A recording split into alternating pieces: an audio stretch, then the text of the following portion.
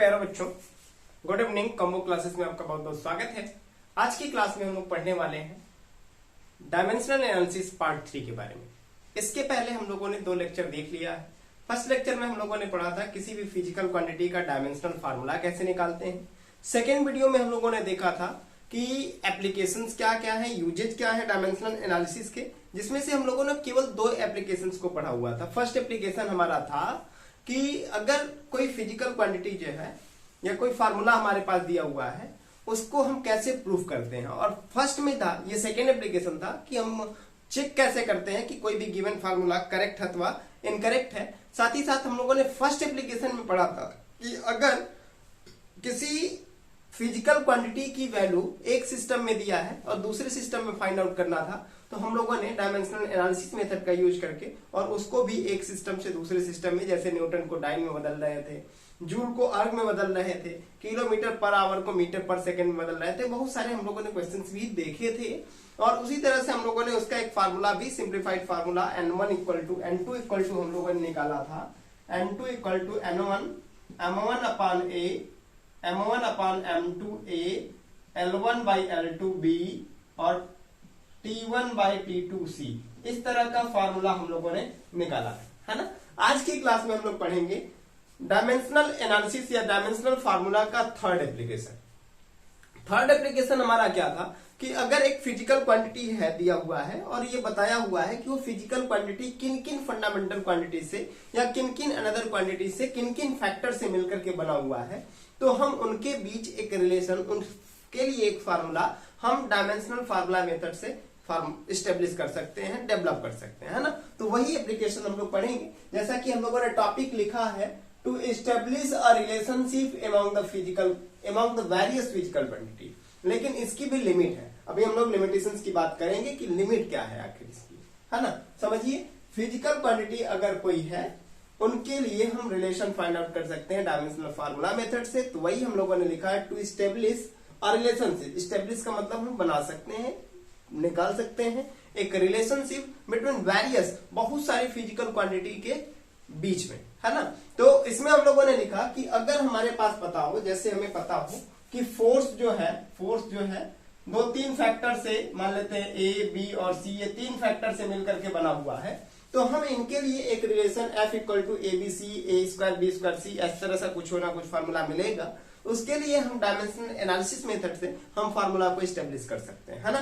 तो इसके लिए हम लोगों ने लिख दिया पहले ही कि इफ वी नो दैट, या फिर इफ वी नो दैट, अगर हमें पता हो कि कोई भी फिजिकल क्वांटिटी, जैसा कि हम लोग लिखे हैं if we know that a physical quantity depends on which factor, अगर हमें पता हो कि कोई फिजिकल क्वांटिटी किस किस फैक्टर्स पर डिपेंड करती है, then by using dimensional method we can establish a relationship या relation for the given physical quantity. तो हम क्या कर सकते हैं, डायमेंशनल मेथड का यूज करके, डायमेंशनल फार्मूला का यूज करके हम उसके उस फिजिकल क्वांटिटी के लिए एक रिलेशन फाइंड आउट कर सकते हैं। फिर लिखा consider a physical quantity P, let कर रहे हैं कि एक फिजिकल क्वांटिटी पी है। पी जो है मास से, लेंथ से और टाइम से, इन 3 फैक्टर से मिलकर के बनी हुई है।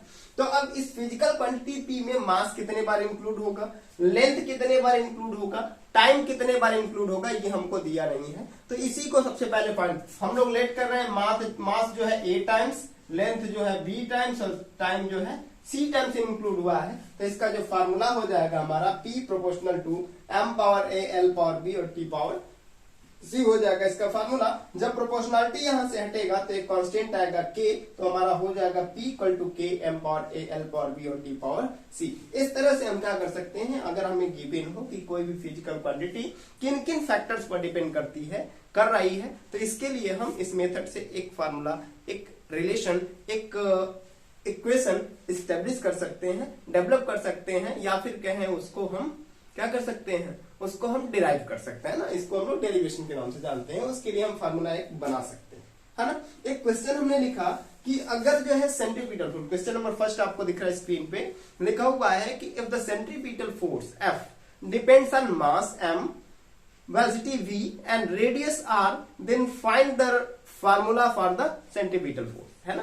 क्या दिया हुआ है कि अगर सेंट्रीपिटल फोर्स जो है मास पर रेडियस पर और वेलोसिटी पर डिपेंड कर रही है, तो इसके लिए आप फार्मूला फाइंड आउट करिए। लिखा है क्वेश्चन में क्लियरली कि if the centripetal force depends on mass m, velocity v and radius r, then find the relation for the centripetal force. तो पहला हमारा काम क्या है, इसमें हम सबसे पहले चेक करेंगे गिवन क्या क्या है। क्या क्या गिवन है, तो हमें दिया हुआ है फोर्स दिया है, क्या दे रहा है, फोर्स दे रहा है, और फोर्स को बताया है कि किस पे डिपेंड कर रहा है, मास पर डिपेंड कर रहा है, वेलोसिटी पर डिपेंड कर रहा है और रेडियस पर, इन तीन फैक्टर्स पर डिपेंड कर रहा है। तो हम कंसीडर कर ले रहे हैं कि मास इसमें जो है a टाइम्स आया है, वेलोसिटी इसमें b टाइम्स आया है और रेडियस इसमें c टाइम्स आया है, जैसा कि हम लोगों ने यहां भी कंसीडर करके एक फार्मूला ड्राइव किया था, है ना। तो इसके लिए हम क्या करेंगे, अब हमारा फार्मूला हो जाएगा f प्रोपोर्शनल टू, यहां जैसे p के बाद प्रोपोर्शनलिटी लगाया था हम लोगों ने, उसी तरह से यहां f के बाद हम प्रोपोर्शनलिटी लगाएंगे। क्या हो जाएगा, f प्रोपोर्शनल टू m कितने बार आया है, a टाइम्स आया है, v कितने टाइम्स आया है, b टाइम्स आया है, r कितने टाइम्स आया है, c टाइम्स आया है। तो इस तरह से हम क्या कर सकते हैं कि इसका एक रिलेशन फाइंड करेंगे। कैसे करेंगे, इसका टेक्निक समझते हैं। f इक्वल टू कितना हो जाएगा, प्रोपोर्शनलिटी हटेगा, एक कांस्टेंट आएगा जिसको हम लोगों ने यहाँ k लिखा था, वहां भी हम कांस्टेंट k को इंक्लूड कर लेते हैं, k m power a, v power b और r पावर c। क्लियर है, अब समझते हैं। अब जब हम दोनों तरफ का डायमेंशन लिखेंगे, दोनों साइड का LHS का और RHS का जब डायमेंशन लिखेंगे, तो इधर फोर्स है तो फोर्स का डायमेंशन कितना होगा, MLT-2 होगा, और जब इस साइड का डायमेंशन लिखेंगे तो कांस्टेंट के है, ये क्या है, ये जो है वो कांस्टेंट है, प्रोपोर्शनलिटी कांस्टेंट है, और इस कांस्टेंट का हम डायमेंशन नहीं लिखते। तो क्या लिखेंगे, मास है, मास को कैपिटल M से डिनोट करेंगे, पावर A लिख देंगे, v है वेलोसिटी तो LT-1 लिख देंगे, ये तो LT-1 हम जानते हैं, और रेडियस है, रेडियस को लेंथ से डिनोट करते हैं और इसके पावर c लिख देंगे। इतनी बात क्लियर है। फिर समझते हैं, इधर का उसी तरह से छोड़ देते हैं, कितना हो जाएगा MLT-2, फिर इधर क्या लिखते हैं, m पावर a। अब देखिए L पावर यहां से क्या हो जाएगा, L पावर यहां से B हो जाएगा और यहां से C हो जाएगा, और इनटू में पावर क्या करते हैं, ऐड कर लेते हैं। यहां पर देखिए L पावर B है और इनटू में L पावर कितना है, C है, तो L power B plus C हो गया। उसी तरह से हम T पावर क्या लिखेंगे, T पावर यहां से हो गया -B। ठीक है, clear. On comparing the powers,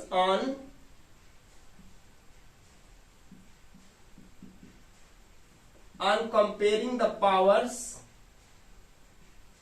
of both side, किस साइड का, बोथ साइड का हम पावर कंपेयर कर रहे हैं, है ना। दोनों साइड के पावर को क्या कर लिया जाए, कंपेयर। तो यहां पर देखिए मास के पावर a है, यहां a है और यहां कितना है बेचारा, 1 है, तो a की वैल्यू हमारा कितना मिल गया, 1 मिल गया। अब समझिए यहां कितना है, यहां भी 1 है, और इसके पावर में कितना है बेचारा, b प्लस सी है, तो कितना हो गया, b प्लस सी की वैल्यू हो गया 1। इसी तरह से यहां देखिए -2 इक्वल टू -b, t के पावर कितना है, -2 है इधर, और यहां कितना है, -b है, तो माइनस माइनस कैंसिल, तो यहां से क्या हो गया, b की वैल्यू हमें 2 मिल गया। यहां b की वैल्यू आप पुट कर लीजिए, यहां जैसे ही आप वैल्यू b की वैल्यू पुट करेंगे तो क्या हो जाएगा, 2 प्लस c इक्वल टू 1 हो जाएगा। तो c इक्वल टू कितना, 1 माइनस 2, यानी c की वैल्यू कितना हो गया बेटा, -1 हो गया।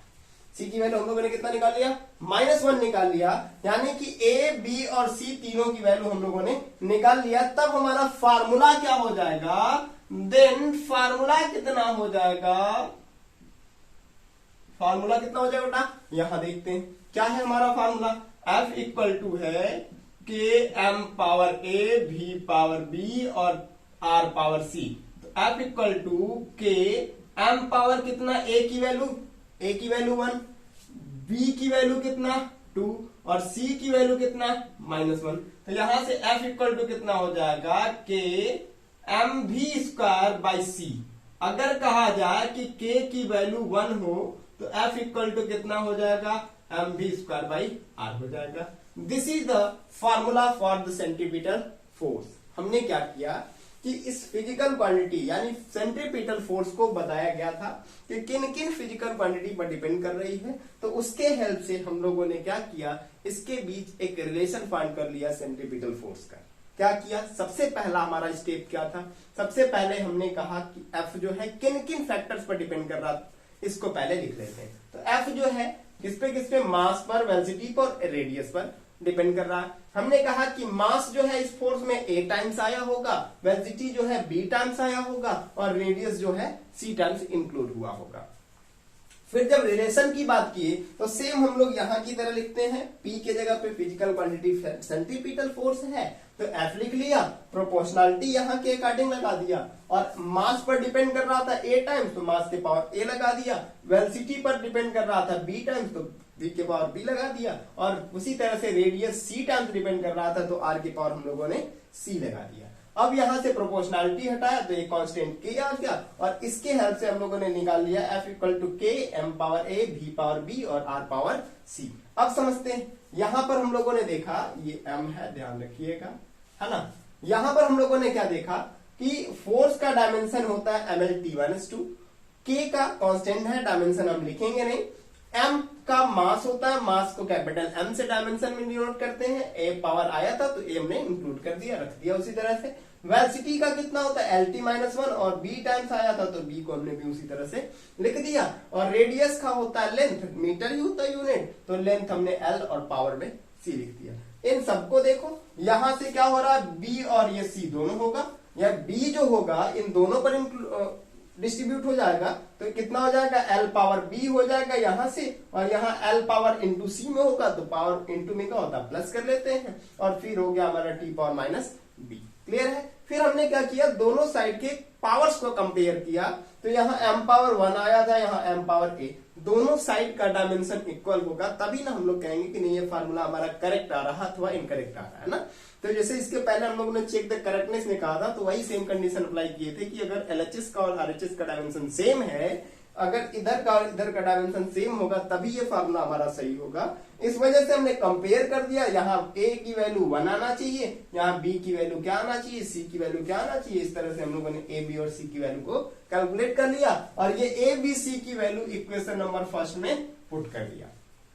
क्वेश्चन नंबर फर्स्ट में a b और c की वैल्यू पुट कर दिया तो हमें फाइनल फार्मूला मिल गया F equal to k mv square by c, और k की वैल्यू जब हम लोगों ने 1 पुट किया तो आ गया F equal to mv square by r। Clear है, स्क्रीनशॉट इसका ले लीजिए, फिर हम इसको इरेज करते हैं, फिर एक दो और न्यूमेरिकल बता देते हैं इस टाइप का, है ना, कि कैसे हम लोग फार्मूला स्टेब्लिश करते हैं। ठीक है, चलिए स्क्रीनशॉट आई थिंक कि आप लोगों ने ले लिया होगा, आगे देखते हैं स्क्रीनशॉट के बाद, चलिए देखते हैं।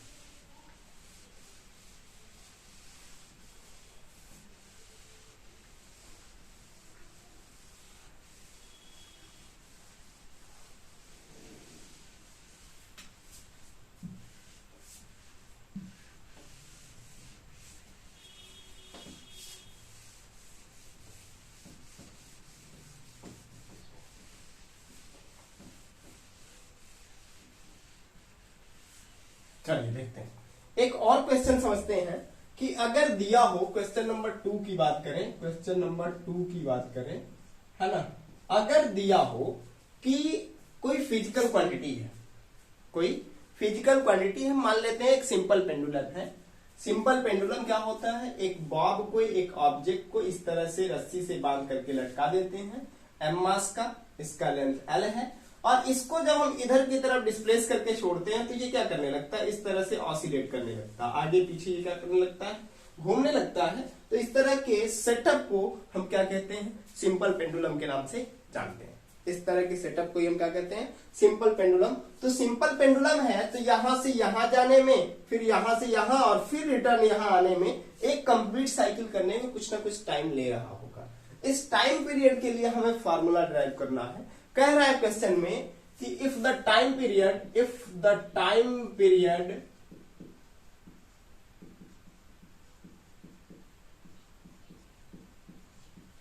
Of a simple pendulum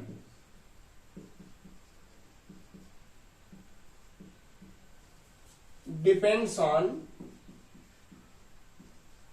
depends on mass of Bob, mass of Bob, इसको क्या कहते हैं, बॉब कहते हैं ना, Bob m, length of string L, ये जो है इसको स्ट्रिंग बोलते हैं और इसकी लेंथ L है, and acceleration due to gravity, acceleration due to gravity small g, इस पर देन फाइंड a relation या a formula, a relation for the time period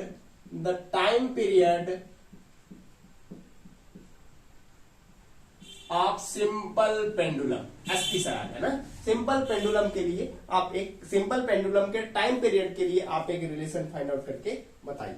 इसको क्वेश्चन को भी हम लोग वही टेक्निक अप्लाई करेंगे और तुरंत ही इस तरह का क्वेश्चन भी आराम से चुटकियों में सॉल्व करके फेंक देंगे, है ना। चलिए देखते हैं इस तरह का क्वेश्चन भी कैसे सॉल्व करेंगे आखिर। आगे देखते हैं क्या दिया हुआ है, सॉल्यूशन इसका लिखा जाए, है ना। क्या दे रहा है कि टाइम पीरियड जो है किसके किसके ऊपर, मास पर डिपेंड कर रहा है और किसके ऊपर, लेंथ पर, और किसके ऊपर, एक्सेलरेशन ड्यू टू ग्रेविटी। मान लेते हैं कि ये मास जो है a टाइम्स आया है, लेंथ जो है b टाइम्स आया है और टाइम ग्रेविटी जो है एक्सेलरेशन ड्यू टू ग्रेविटी जो है c टाइम्स आया है। तो इसके लिए जब हम रिलेशन फाइंड करेंगे तो क्या हो जाएगा, t proportional to m power a, l power b और g पावर c। यहां से प्रोपोर्शनलिटी जब हटाएंगे तो एक कांस्टेंट आ जाएगा k m power a, l power b और g पावर c। अब क्या करेंगे, हम दोनों साइड का डायमेंशन लिखेंगे, डायमेंशनल फार्मूला लिखेंगे। जब जैसे ही डायमेंशनल फार्मूला लिखेंगे तो टाइम पीरियड का भी यूनिट सेकेंड होता है और सेकेंड यानी टाइम का यूनिट, और टाइम की यूनिट का जो डायमेंशन होता है वो कैपिटल टी होता है, यानी टाइम पीरियड का भी डायमेंशन कितना होगा बेटा, कैपिटल टी होगा। इधर हम इसका डायमेंशन नहीं लिखेंगे क्योंकि ये एक कांस्टेंट है और कांस्टेंट का हम डायमेंशन नहीं लिखते। तो क्या हो गया, m पावर a, यहां देखते हैं लेंथ है l पावर b और एक्सेलरेशन ड्यू टू ग्रेविटी है तो इसका एक्सेलरेशन का क्या होता है, lt माइनस 2 पावर में c। इधर देखिए m और l नहीं आया है और जब नहीं आया है तो इस कंडीशन में हम लिखेंगे m पावर 0, l पावर 0 और t पावर 1 तो है ही।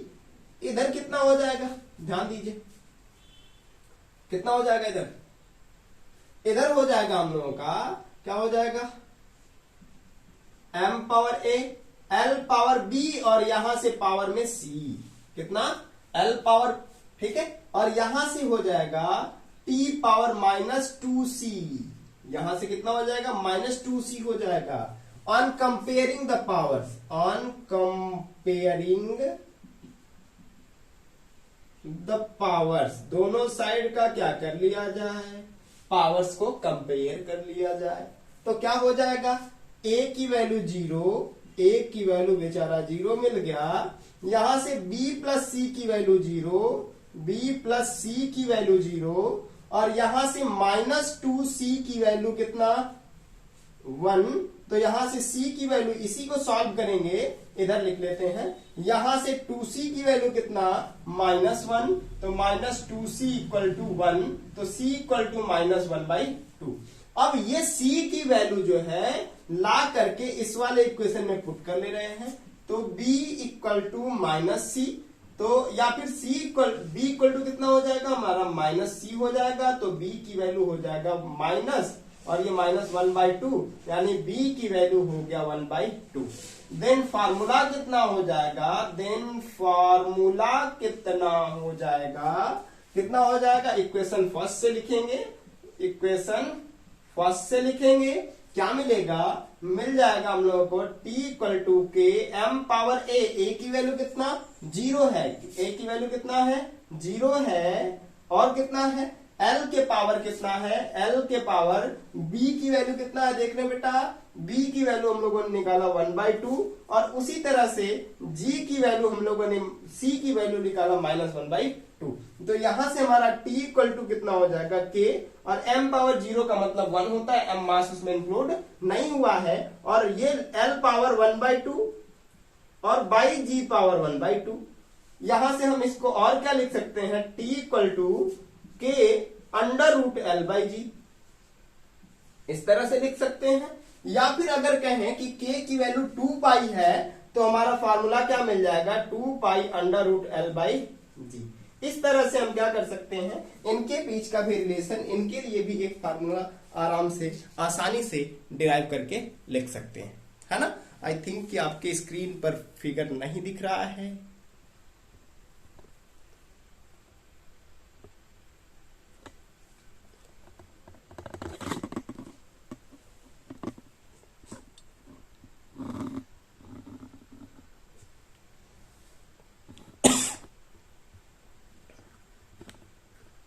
चलिए, अब आपके स्क्रीन पे क्लियर एकदम फिगर दिख रहा है, ठीक है। चलिए देखते हैं, फिर एक और न्यूमेरिकल इसी में कर लेते हैं कि अगर कह रहा है, क्वेश्चन नंबर 3 देखते हैं, क्वेश्चन नंबर 3 देखते हैं, ठीक है। ध्यान से समझिएगा, ये क्वेश्चन बहुत ही मजेदार होने वाला है। इस तरह के क्वेश्चन आपके एग्जाम में बहुत ज्यादा ही पूछे जाते हैं, इस वजह से इस तरह के क्वेश्चन को आप आसानी से कर सकते हैं और जल्दी से आप अपना 1 नंबर गेन कर सकते हैं, है ना। इसके लिए हमें दिया हुआ है, अगर कह रहा है कि विस्कस फोर्स, कौन सा, विस्कस फोर्स एफ जो है डायरेक्ट हम लोग सॉल्यूशन की बात करेंगे। कह रहा है कि विस्कस फोर्स जो है एफ जो है coefficient of elasticity, coefficient of viscosity ईटा पर, साथ ही साथ वेलोसिटी पर, और साथ ही साथ रेडियस ऑफ द बॉल या मटेरियल पर डिपेंड कर रहा है।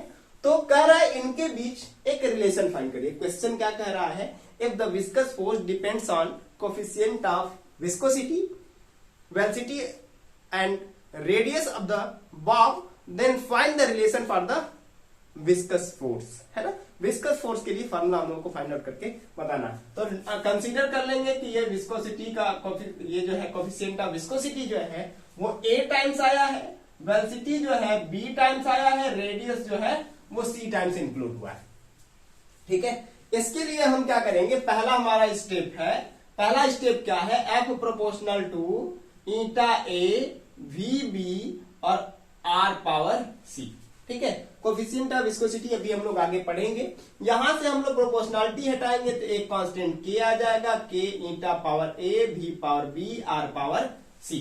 यहां से जब हम लिखेंगे तो F इक्वल टू, अब दोनों तरफ का डायमेंशन लिखेंगे तो डायमेंशन फोर्स का कितना, mlt-2 हो गया। k का डायमेंशन हम लिखते नहीं है, ईटा का डायमेंशन कितना होता है, कोफिशिएंट ऑफ विस्कोसिटी का डायमेंशन हम लोगों ने निकाला था ml-1 t-1, कितना निकाला था, ml-1 और t-1, और पावर में ये a है बेचारा ना। वेलोसिटी का कितना, वेलोसिटी का हो जाएगा lt-1, कल-t-1, और पावर में b, और रेडियस का तो हम जानते ही हैं कि l पावर में c होता ही है, ठीक है। अब समझते हैं क्या हो जाएगा, mlt-2 इधर से हो गया, इधर कितना देखिए m पावर a, यहां से m पावर कितना a, l पावर समझिए, यहां l पावर -a हो गया, यहां से हो गया -a, यहां से हो गया l प्लस b हो गया, और यहां से हो गया प्लस c हो गया। और t पावर समझिए, t पावर यहां से -a हो गया और यहां से -b हो गया, है ना। अब दोनों साइड के पावर्स का कंपेयर कर दिया जाए। On comparing powers, on comparing powers, दोनों साइड का क्या कर दिया जाए, पावर कंपेयर कर लिया जाए तो इधर क्या मिलेगा, a की वैल्यू क्या मिल गया, 1 मिल गया। a की वैल्यू तो आसानी से निकाल लिया हम लोगों ने। अब समझिए यहाँ पावर कितना छुपा है, 1 छुपा हुआ है, इसीलिए हमने a की वैल्यू 1 लिख दिया, 0 नहीं लिखा, है ना। फिर क्या करते हैं, -a + b + c यहां है, और यहां पावर में कितना है, 1 है।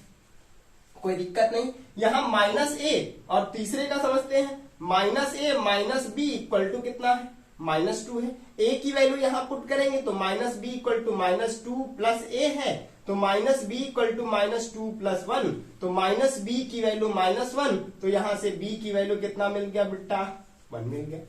यानी a की वैल्यू 1 हम लोगों ने निकाल लिया, b की वैल्यू 1 निकाल लिया। अब a और b की वैल्यू इक्वेशन इसमें पुट कर दिया जाए। जैसे ही पुट करेंगे तो क्या मिला है, -a plus b plus c equal to कितना, 1 मिला है।